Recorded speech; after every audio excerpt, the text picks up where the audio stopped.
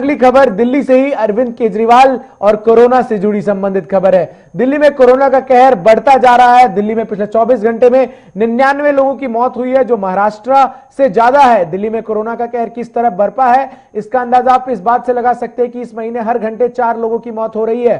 नवंबर में ही कोरोना से दिल्ली में अब तक 1100 से ज्यादा लोग अपनी जान गंवा चुके हैं। इस वजह से दिल्ली सरकार ने शादियों में मिली छूट को वापस ले लिया है। मुख्यमंत्री अरविंद केजरीवाल ने कहा, हमने शादी समारोह में 200 लोगों तक के शामिल होने की इजाजत वापस ले लिया है। अब सिर्फ 50 लोग ही शादी समारोह में शामिल हो सकते हैं। मुख्यमंत्री अरविंद केजरीवाल ने कहा कि कोरोना की स्थिति सामान्य होने पर पहले 50 से यह संख्या 200 तक बढ़ाई गई थी, जिसे अब फिर से वापस लिया गया। इसके साथ ही दिल्ली सरकार कोरोना संक्रमण को लेकर केंद्र सरकार को प्रस्ताव भेजेगी, जिसमें नियमों के उल्लंघन और सोशल डिस्टेंसिंग का पालन न होने की स्थिति के भीड़ भाड़ वाले बाजारों को अस्थायी रूप से बंद करने की अनुमति मांगेगी। कुल मिलाकर ये जो दिल्ली में कोरोना के मामले बढ़ रहे हैं लगातार, उसमें अरविंद केजरीवाल ने बड़ा फैसला लिया है और साफ तौर पर केजरीवाल ने कहा है कि जो शादियों में जो छूट दी गई थी 200 लोगों की, उसको वापस ले गया है। आइए आपको सुनवाते हैं अरविंद केजरीवाल ने क्या कहा। हमने देखा कि कुछ बाजारों में दिवाली के समय काफ़ी ज़्यादा ना तो लोग मास्क पहन रहे थे, ना सोशल डिस्टेंसिंग कर रहे थे, जिसकी वजह से कोरोना बहुत ज़्यादा फैला। तो एक प्रस्ताव केंद्र सरकार को भेजा जा रहा है कि केंद्र सरकार ने पिछली बार जो गाइडलाइंस जारी किए थे, उसमें उन्होंने कहा था कि कोई भी राज्य सरकार अगर किसी भी लोकल लेवल पे, छोटे लेवल पे भी अगर कहीं कोई लॉकडाउन लगाना चाहती है तो उसे केंद्र सरकार की परमिशन लेनी पड़ेगी। तो एक जनरल प्रस्ताव केंद्र सरकार की अप्रूवल के लिए भेजा जा रहा है कि अगर कहीं पे, अब दिवाली ख़त्म हो गई है, हम उम्मीद करते हैं कि बाज़ारों के अंदर जो इतनी ज़्यादा भीड़ थी वो भीड़ कम हो जाएगी और हमें ज़रूरत नहीं पड़ेगी।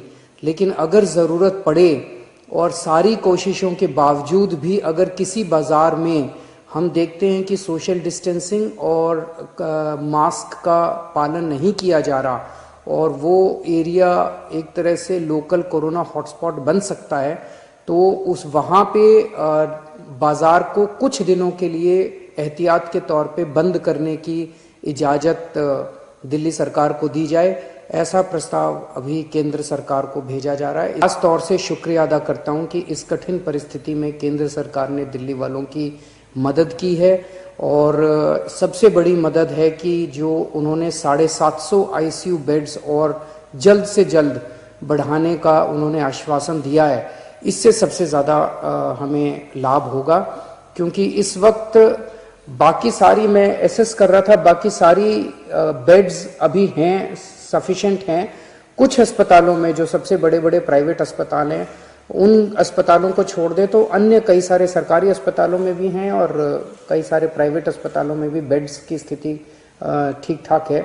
लेकिन आईसीयू बेड्स कम होते जा रहे थे, आईसीयू बेड्स की संख्या लगातार कम होती जा रही थी और मैं इसके लिए केंद्र सरकार ने आगे बढ़ के मैंने एक हफ्ते पहले चिट्ठी भी लिखी थी केंद्र सरकार को कि हमें तुरंत आईसीयू बेड चाहिए और केंद्र सरकार ने इसको सकारात्मक तौर पे हमारे को वो किया। इसके लिए मैं पर्टिकुलरली शुक्रिया अदा करता हूँ।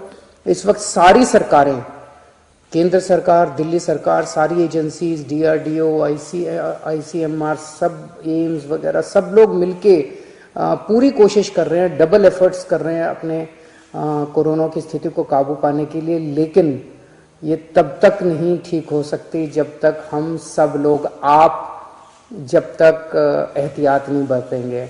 मेरी आपसे हाथ जोड़ के विनती है कि आप ये कोई किसी और के लिए नहीं मांग रहे, आप ही के लिए, आप ही के स्वास्थ्य के लिए, आपकी ज़िंदगी के लिए, आपके परिवार के लिए आपसे अपील कर रहे हैं कि मास्क ज़रूर पहनिए, सोशल डिस्टेंसिंग का पालन ज़रूर कीजिए।